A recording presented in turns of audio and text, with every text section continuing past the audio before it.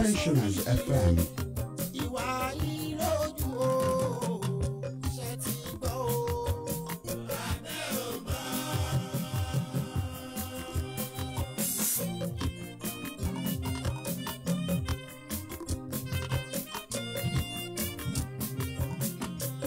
Kàdáyé àbí mọ́ lọ́lọ́run mi, orí ló bá mi ṣe.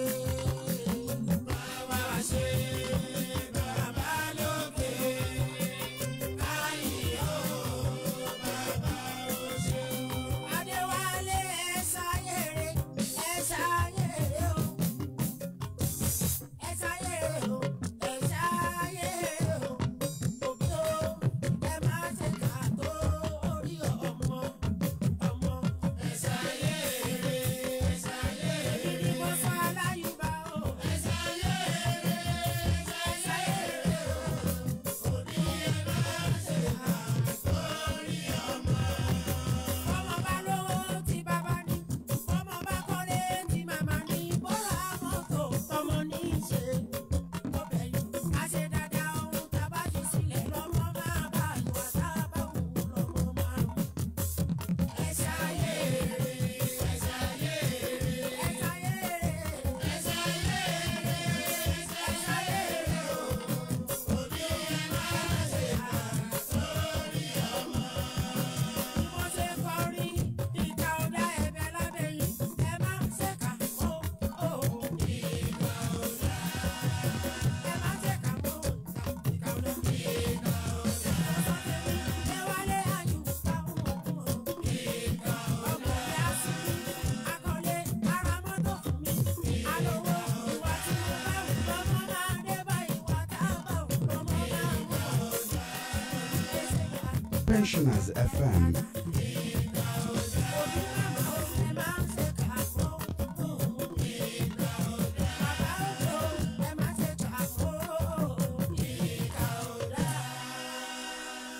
Kàwá lọ sọ́dọ̀ ìlú, ó yá, èmi lọ́jọ́ ijó tá a máa jó.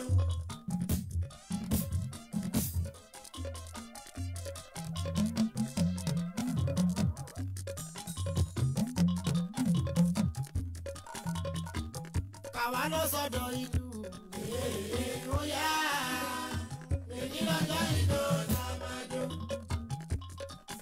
Ẹyọ̀ fáyọ̀ kùkù kí ló dé, ẹ má ṣeré mi dòbìrì pa lóyìn lòun lòṣùpá o.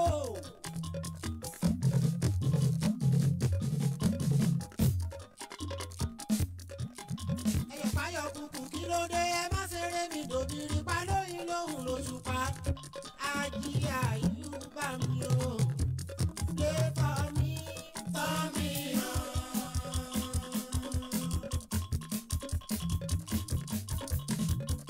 Bọ̀sùn ètò mi o,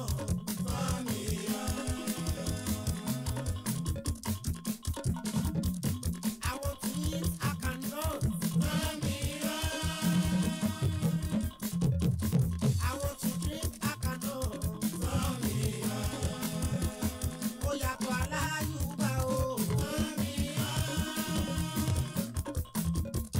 Bọ̀sùn èpè fọ́ mi wálé. Àbá ọ̀nà tù àbá ọ̀nà tù yìí. Unless you play for me wálé. Àbá ọ̀nà tù.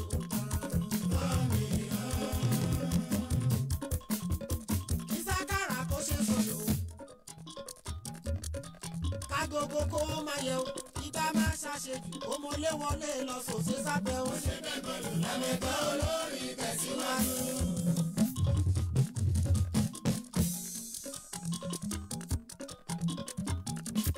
Déwálé olórin tẹ̀síwájú. Ọládìpúpọ̀ Ọlọ́run bá sọ kò ṣe tó.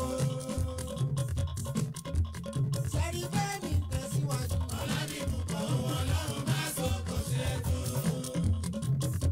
Èmi náà ni ó, èmi dẹ̀ náà kọ́ ó. Elédùmarè ni ọba tó lájú àfọ́. Pensioners FM. Pensioners FM.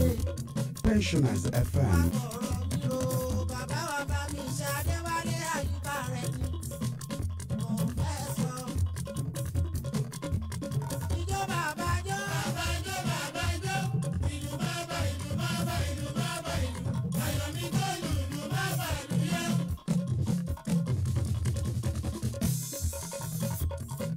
millennium.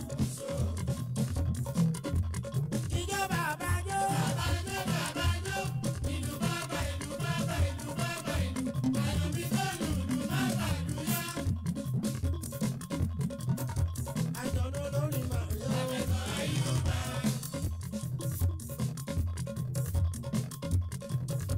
Àjọ̀dún lórí màrí o. Àbẹ̀tọ̀ Àyùbá. Ó ṣe níjọ́ nìjọ́ nù. Òbí ní bàjọ́ yẹn. Orí bá pàdé ìlú. Àyùbá ló lù. Ló pàdé orí. Àyùbá ló lù. Àbẹ̀tọ̀ lórí màrí o. Gbogbo nǹkan ni wọ́n ní táyé. Gbogbo nǹkan ni wọ́n ní o. Bó bá fẹ́ ṣọmọ ni wọ́n ní o. Pensioners FM. Torí pé kó tún lè ṣe mí lọ́la ìsàtún ní ṣe ń pariwo. Mo fẹ́ jẹ́ ni wọ́n ní o jẹ́. Because kó lè jẹ́ mí lọ́la. Pọ́pọ́lọ́ sí Yéṣu fọ̀rẹ́ wa ìsàtún mi sí o. Ọmọ ògùn ẹni ò má máa kú o. Kí ni yóò pọ̀ mọ́ òun o? Ṣé bákan náà ní ìṣù? Mo fẹ́ kẹ́ rántí pọ́gbọ́n tó yìnbó gbọ́n. Òyìnbó wọn ṣe plane, òyìnbó wọn ṣe rédíò, òyìnbó wọn ṣe fóònù, òyìnbó wọn ṣe ṣíìpù tó ń pè lọ́kọ̀ ojú omi. Ọgbọ́n tó yìnbó gbọ́n. Ọmọ Báyọ̀jà òkú bá ń ṣe òun náà ṣe jẹ lọ. Èèyàn dúdú ìwà ẹ̀wà dúdú. Gbogbo ẹni tó yẹ ló èèyàn gbé fún. Gbogbo ẹni tí ó bá yẹ ló èèyàn jẹ́ òye wọn o. Yéṣu ọmọ Báyọ̀jà ò là ń pariwo. Òyìnbó la ṣe breeze, òyìnbó wa ṣe tọ́ wá ṣe tẹ́lẹ̀ fún gbogbo wa. Gbogbo nǹkan yẹn tó bá bàjẹ́ ọmọ Nàìjíríà wọn àtúnṣe. Orí wa pé púpọ̀ nínú Nàìjíríà ò táyé. Ọlọ́pọlọ pípé ni wá. Ọlọ́pọlọ pípé ni wá o nínú Nàìjà o. Kì í ṣe bá ò dáa, àwọn tí ò dáa, àwọn náà fẹ́ràn àwa jẹ́. Ọmọ Nàìjà ẹ jẹ́ ká lórí wò ó. Gbogbo tí ò pé ẹ jẹ́ ká máa jìnnà sí.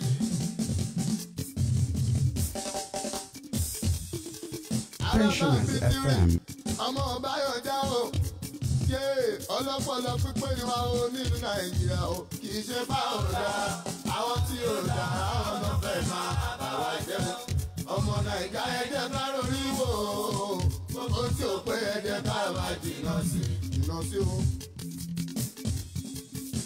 Pensioners FM. Bàbá ẹni tó gbọ́n, báyìí tó gbọ́n o, báyìí tó gbọ́n tó súnmọ́ ẹni tó gọ̀.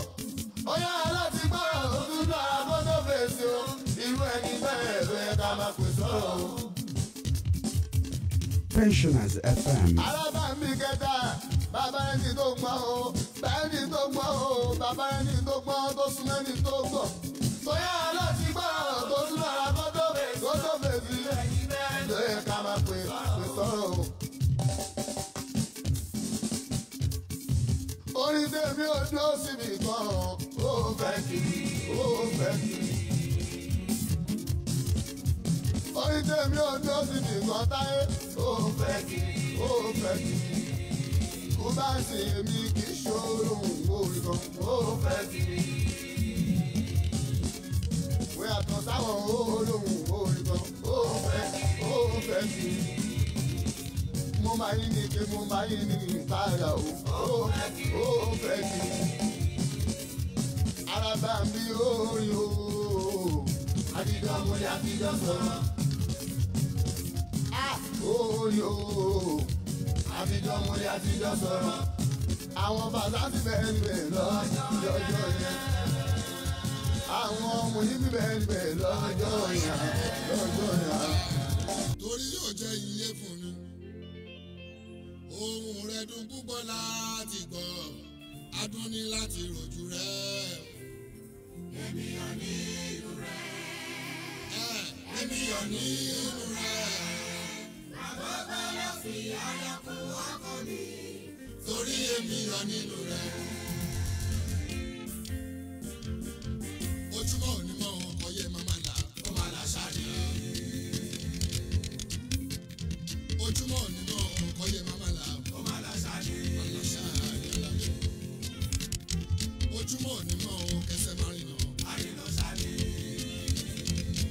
ojúmọ́ ni mọ́ òkúrúkún márùkà. Àròkà ṣáálé. Ojúmọ́ ni mọ́ bá so máa péjọ. Àwọn ẹni kọrin tí o mọ̀ gbọ́n wá. Orin ọlọ́gbọ́n, orin olóye, ṣáni Pasuma kọ. Àwọn ẹni kọrin tí o mọ̀ gbọ́n wá. Orin ọlọ́gbọ́n, orin olóye, ṣáni Pasuma kọ. I thank God for where I was. I'm thanking Him for where I am. I will keep on glorifying His name. For where I am going, Ẹ̀ṣọ́lọ́.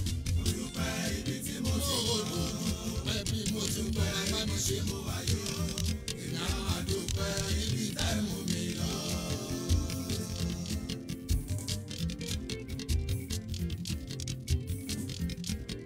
mo dúpẹ́ ibi tẹ́ mú mi lọ. Mo dúpẹ́ ibi tí mo wáyé o. Èmi á máa dúpẹ́ ibi tí mo ti ń bọ̀ ọ̀la. Mo dúpẹ́ ibi tí mo ti bọ̀. Mo dúpẹ́ bàbá mi ṣe. Ibi tí mo wáyé o. Èmi á máa dúpẹ́ ibi tẹ́ mú mi lọ. Alábí Jíbọ́lá mi Pasuma o. Ìbáwásílà ìbá Bárakátù làbáìkà. This is my gratitude to Almighty Allah o. Many are in the grave, many in the mortuary o. Many on the sick bed, I am sound and healthy o. Go to the prisons, many are remanded. I thank God for where I was. I'm thanking Him for where I am. And I will keep on glorifying His name. For where I am going, Ẹ̀ṣọ́lọ́. Mo dúpẹ́ ibi tí mo ti bọ̀. Mo dúpẹ́ ibi mo ti ń bọ̀ bá a sí àlàyé. Àlejò náà kò ṣe wá ní Ibi tẹ́ mú mi lọ. ọpẹ́ sẹ́nà ọ̀rọ̀ mi gbà ó. Ẹ ò gáúsù sáwọn ní a.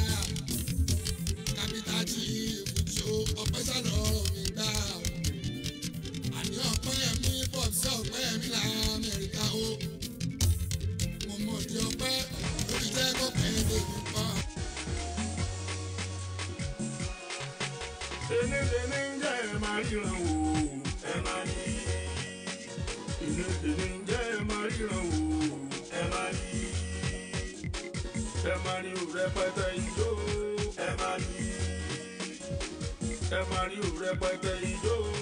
ẹ máa ní, Pàpàǹbarì rẹpẹtẹ ìlú. ẹ máa ní, Pàpàǹbarì rẹpẹtẹ ìlú. ẹ máa ní. Àwọn ọmọ ọlọ́dún wọ́n yẹra wò. Rẹpẹtẹ, Àwọn ọmọ ọlọ́dún wọ́n yẹra wò. rẹpẹtẹ. Fàájì ti ń sọ o, àríyá ti ṣẹlẹ̀ o, àlùjọ yẹn ti ń pọ̀ o, níbo lẹ wà o? Ẹ wá wo bèbí oníjó tó yí bèbè tó ń díjú, mo tún mọ bèbí oníjó, kí ló ṣẹlẹ̀ tó ń dájó? Sọ́ọ̀mọ tẹ̀lé mi lọ́lé, mo náà mọ bèbí oníjó, mi mọ̀ wípé bèbí oníke ni. Mi mọ̀ wípé bèbí oníke ni. Ẹni ń jẹ́ ẹ máa ríran wò. Ẹ máa ní, Ẹni ń jẹ́ ẹ máa ríran wò. ẹ máa ní, Ẹ máa rí rẹpẹtẹ ijó. ẹ máa ní, Ẹ máa rí rẹpẹtẹ ijó. ẹ máa ní, Pàpàǹbarì rẹpẹtẹ ìlú. ẹ máa ní, Pàpàǹbarì rẹpẹtẹ ìlú. ẹ máa ní. Àwọn ọmọ ọlọ́dún wọ́n yẹra wò. Rẹpẹtẹ, Àwọn ọmọ ọlọ́dún wọ́n yẹra wò. rẹpẹtẹ. Abáṣayọ̀ bàbá ẹgbẹ́ bigibigi olùrọ̀ mi lórí títì. Lórí títì ẹ sáré kò gba gidi ẹ farabalẹ̀ ká gidi. Agbáwọ̀dẹ ni mí oríyẹ̀mí ò gidi gan. Permutation lórí Fuji mo dẹ̀ mọ calculation. Òrùwúrú tó ní ansa kan o lórí wa. Òrùwúrú tó ní ansa kan lórí wa. Ẹni ń jẹ́ ẹ máa ríran wò. Ẹ máa ní, Ẹni ń jẹ́ ẹ máa ríran wò. ẹ máa ní, Ẹ máa rí rẹpẹtẹ ijó. ẹ máa ní, Ẹ máa rí rẹpẹtẹ ijó.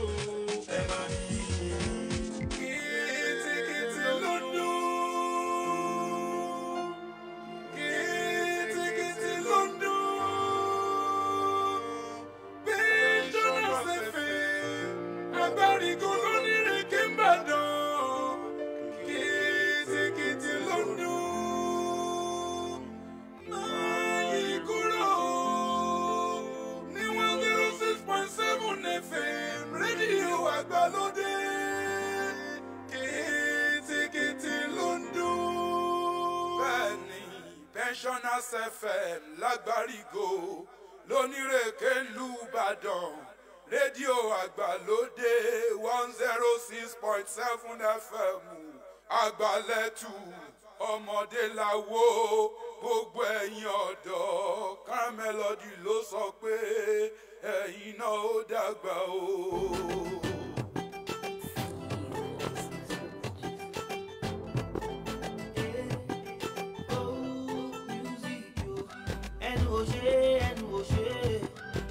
Ariwo kọ́ ni music yo, empty barrel ló máa ń pariwo.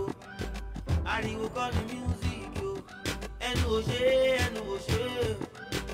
Ariwo kọ́ ni music yo, empty barrel ló máa ń pariwo. Numbers don't lie and I don't shout, topping every chart and I don't make mouth. Olúwa ló ń ṣe èmi náà kọ́ o. Monday to Saturday I dey grind yo, Sunday call me your mind yo. Bàbá mi ló ń ṣe èmi náà kọ́ o. No be only you go make am, jẹ́ gbọ́ ọ̀rẹ́ owó you help. No be only you dey chop life, jẹ́ gbọ́ ọ̀rẹ́ òye pariwo. Ẹnu ò ṣe. Ariwo kọ́ ni music yo, empty barrel ló máa ń pariwo. Ariwo kọ́ ni music yo, ẹnu ò ṣe. Ariwo kọ́ ni music yo, empty barrel ló máa ń pariwo. Ariwo kọ́ ni music yo, ariwo kọ́.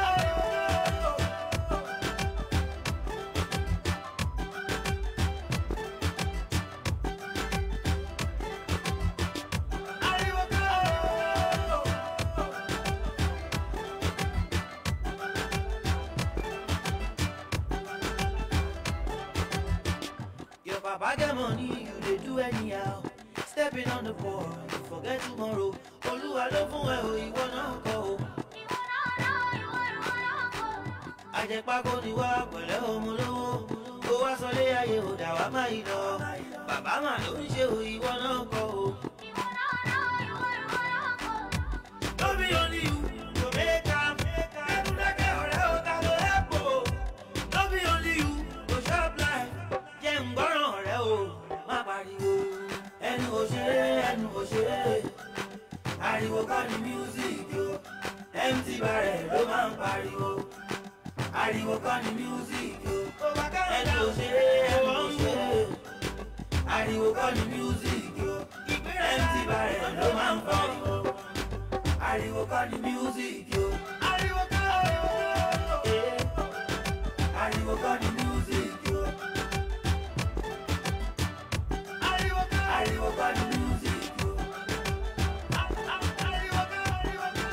Ariwo kọ́ ni music yo.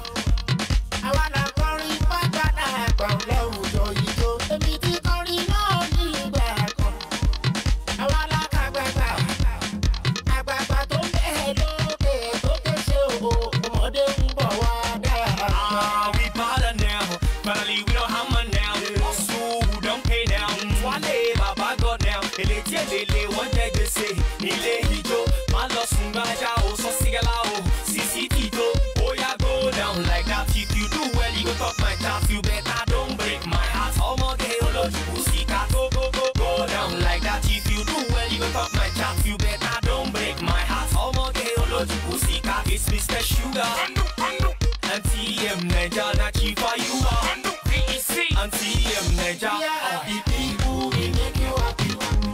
We are happy people, we make you happy. We are HAPPY. We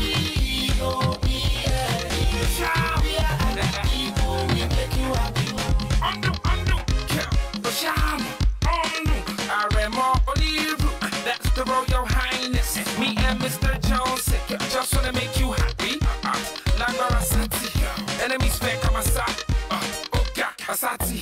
We got a lot of chicks in the house. I flash, put lips in a pouch. Kiss, you know what the gist is about. Sips in your mouth, kiss. Okay now, I'ma get right by me, okay now. Okay now, no play now. I'ma get by me, that's okay now. Your man lost his crown, that Shuma, the crown came home with me. I did my name.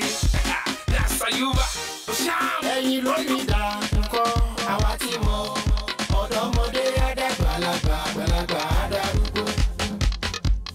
ilé ayé yìí kò dúró dẹni kankan. ilé ayé yìí o kò dúró dẹni kankan. gbogbo nǹkan bá ṣe lébi sórí ló dá lọ́la ẹ dákun ẹ má gbìbí oró èrè mọ́. ẹ dákun ẹ má gbìbí oró èrè mọ́. àgbààgbà tó ń bẹ lókè àwa ti mọ bí ẹni. From the rising to the setting of the sun, here is the first labor radio in Africa. Pensioners 106.7 FM. Agbarigo Nireke Ibadan, a station for the elderly, the youths, the teenagers, and in fact, our children. It is a station for all. So come patronize us on Pensioners 106.7 FM. Ibadan. All corporate organizations, ministries, departments, and agencies of government, government parastatals, and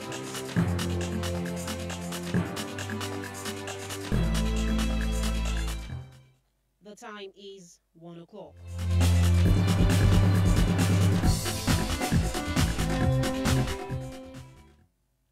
Good afternoon.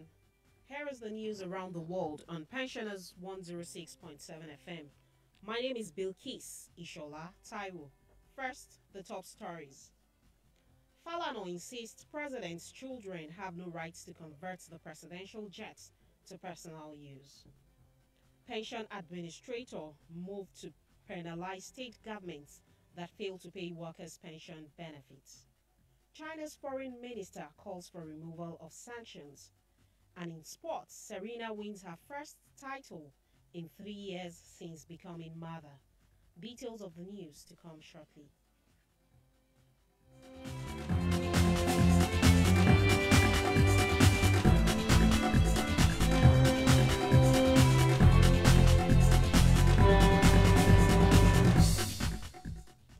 Now the news in full. Human rights lawyer Femi Falana, SAN, has said the children of the president have no rights to convert the presidential jet to personal use. Buhari's daughter Anan had come under fire for using the presidential jet to attend an event in Bauchi State, where she was invited to take pictures and make a catalogue of Bauchi arts and culture as part of a pet project. Falana berated the president's senior special assistant on media and publicity, Garba Shehu, who reacted to the criticism for saying by tradition, all members of the first family had the right to use the presidential jet for private engagement. In a statement, Falana described the use of the presidential jet for personal use as an abuse of office. Falana, however, asked the presidency to apologize to Nigerians rather than justify the act. The police has strongly warned the Southwest Stakeholder Security Group working with the Western Nigeria Security Outfit, codenamed Operation Amotekun Leopard, against any breach of security. According to Police Public Relations Officer for the Ekiti State Police Command, Sunday Abutu, any Odua People's Congress OPC member that handles prohibited firearms will be arrested. The police commands in Ekiti, Ogun, and Ondo states during separate interviews said they would not tolerate illegal possessions of firearms by the members of the group. Recall that Lagos, Osun, and Ekiti states governments said they would recruit about 1,320 operatives from the OPC and other groups for the Operation Amotekun, which was launched by the Southwest states last week Thursday. This is Pensioners 106.7 FM. Let's now talk some pension and labor stories around the world. The Nigerian Union of Journalists, NUJ Kano State Council, has lauded the state government on the implementation of the new minimum wage of 36,600 naira. The union, however, tasked the state government to address discrepancies in the payment of teachers and local government staff. This was contained in a communique signed by the union's chairman, Alhaji Abbas Ibrahim, after the State Congress in Kano. The Joint Health Sector Union's Johesu in Ekiti State has shelved the strike already scheduled to commence by staff of the Ekiti State University Teaching Hospital, EXUTH, today, over the sack of over 200 staff of the hospital. The health union, which stated that the suspension was to display respect for Governor Kayode Fayemi, had last Thursday given a 3-day ultimatum to the management of the hospital to recall the sacked staff, which ended midnight Sunday or face total shutdown of the health institution. The announcement was made by Johesu in conjunction with Nigerian Labour Congress, Trade Union Congress, and Joint Negotiating Council, with a threat that there will be sympathy strike from other sectors of the state civil service. But announcing the suspension while speaking with journalists in Ado Ekiti, Johesu chairperson EXUTH chapter Comrade Omotola Farotimi said they decided to suspend the strike owing to resolution Labour reached with management on Friday. A bill is being moved to heavily penalize state governments that fail to pay workers' pension benefits. The operators of the Contributory Pension Scheme disclosed this during an interactive session with the Senate Committee on Establishment and Public Service. The pioneer Director General, National Pension Commission, Mr. Mohammed Ahmed, said there was a need for state governments to comply with the provision of the Pension Reform Act 2014.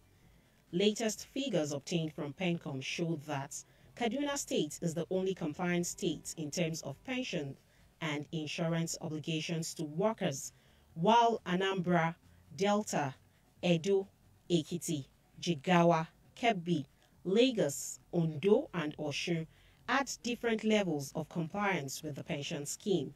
According to PENCOM, other states are not remitting funds into workers' retirement savings accounts. A pension survey has shown that approximately half of those collecting their pension in the second pillar in Estonia do not know which pension fund their monthly pension investment goes to, and only 7% can name the annual return of their pension fund. At the same time, 68% of respondents claim they have checked within the last year how much money they have collected in the second pension pillar. According to the survey, over half of the respondents found that they must accumulate additional resources to secure their future, and only 11% said they would use the money collected in second pillar to satisfy daily living needs. You're still on to Pensioners 106.7 FM Ibadan. Now to other stories. China's foreign minister has called for European Union and United States sanctions against Zimbabwe to be removed, saying they have no basis under international law. Foreign Minister Wang Yi made the comments on his visit to Zimbabwe. Recall that the United States and the European Union have both maintained sanctions, citing a lack of progress in democratic and human rights reform, as well as restrictions on press freedoms. France's president and his counterparts from the Sahel region are due to meet to discuss military operations against Islamic militants in West Africa, to discuss figures behind the conflict, which is slipping out of control.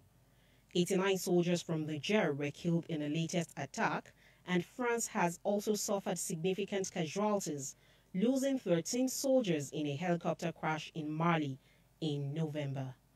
However, it is increasingly clear that the problem facing Chad, Niger, Mali, Burkina Faso, and Mauritania, known as the G5 Sahel, is not just the presence of armed groups, and that more than military action is urgently needed to address a worsening humanitarian crisis, climate change, and development challenges.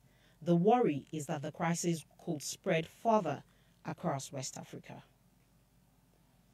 Detectives investigating the suspected mother of a British toddler abducted from an Australian beach 50 years ago are offering $1 million reward. 3-year-old Cheryl Grimmer, originally from Bristol, vanished from a Showa block in Wollongong, New South Wales on January 12, 1970. A man was due to face a murder trial, but the charges were dropped last year. Cheryl's brother, Ricky Nash, said he hoped the reward would bring justice. Canadian Prime Minister Justin Trudeau has said he will seek justice for those killed on board a Ukrainian passenger plane downed by Iran. Trudeau spoke in Edmonton, Alberta, at a vigil for the 57 Canadians killed in the disaster. The Prime Minister promised to pursue answers from Iran, which admitted its military shot down the plane in error, killing all 176 people on board. Colombian police said they have foiled an attempt to assassinate the former head of the now demobilized FARC rebels, Rodrigo Cheverry, better known as Timochenko. Police said the assassins were intercepted on a road in the west of Colombia and killed. This is Pensioners 106.7 FM. We'll be right back with some sports stories after this timeout. Please stay tuned.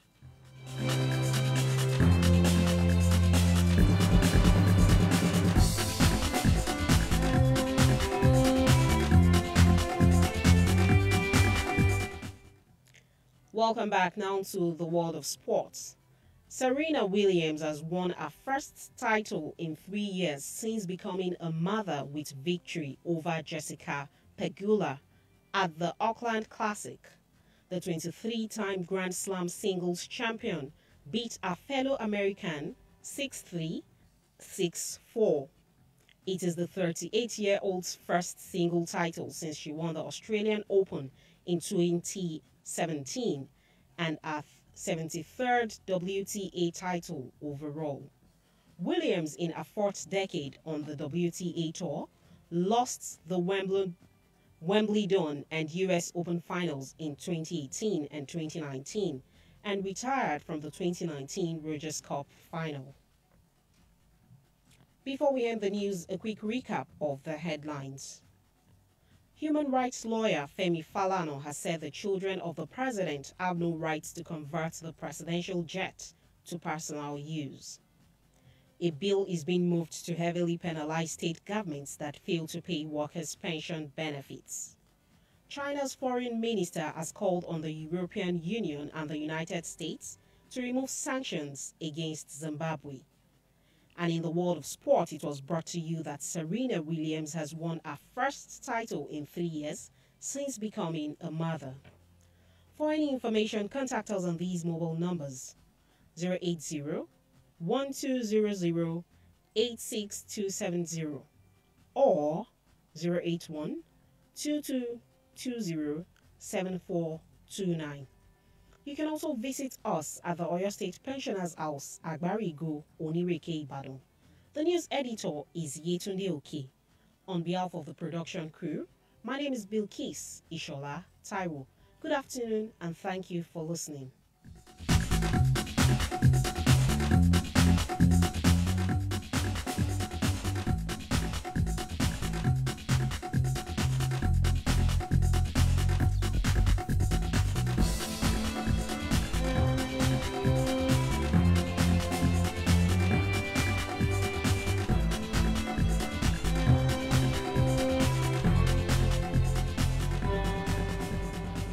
Pensioners FM. This is Africa's model.